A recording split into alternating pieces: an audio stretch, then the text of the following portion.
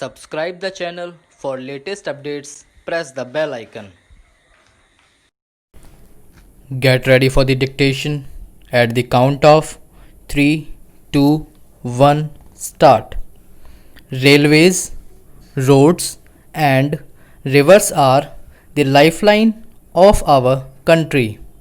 I feel privileged to present the first combined budget of independent India that includes the railways also.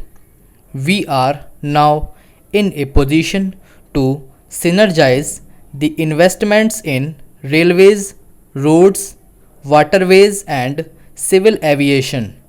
For 2017-18, the total capital and development expenditure of railways has been pegged at 1,31,000 crores. This includes rupees 55,000 crores provided by the government. Among other things, the railways will focus on four major areas, namely 1. Passenger safety, 2. Capital and development works, 3. Cleanliness, and 4. Finance and accounting reforms. For passenger safety, a Rashtriya Rail Sanraksh Kosh will be created with a corpus of rupee 1 lakh crore over a period of 5 years. Besides seed capital from the government, the railways will arrange the balance resources from their own revenues and other sources.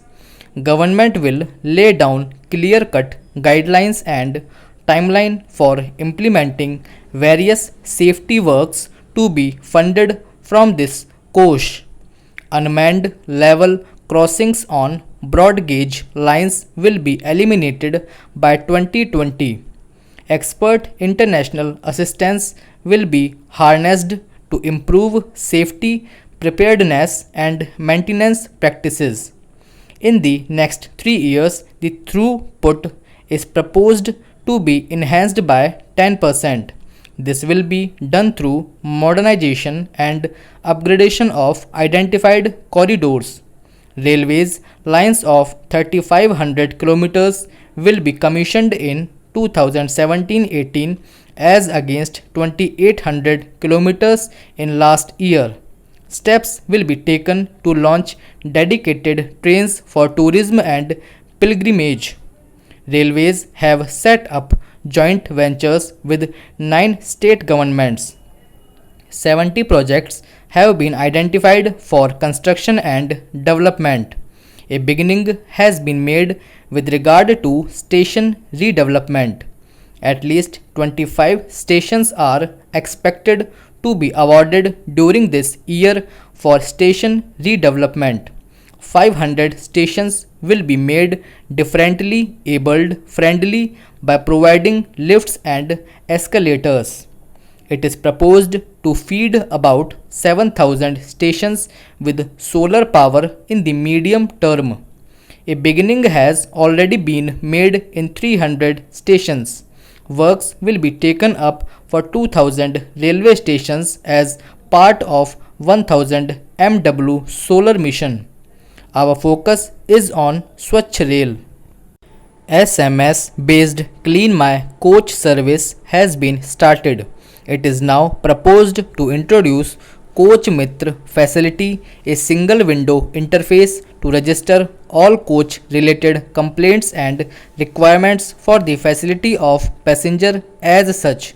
By 2019, all coaches of Indian Railways will be fitted with bio toilets.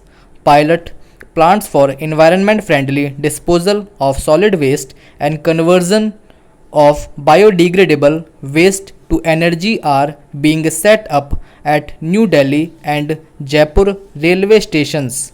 5 more such solid waste management plants are now being taken up.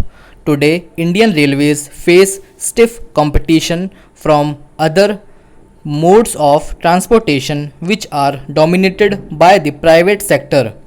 Transformative measures have to be undertaken to make Indian Railways competitive to retain their position of preeminence. The following steps will therefore be taken. 1. Railways will implement end-to-end integrated transport solutions for select commodities through partnership with logistics players who would provide both front and back end connectivity. Rolling stocks and practices will be customized to transport perishable goods, especially agricultural products. 2. Railways will offer competitive ticket booking facility to the public at large. Service charge on e-tickets booked through IRCTC has been withdrawn. Cashless reservations have gone up from 58% to 68%.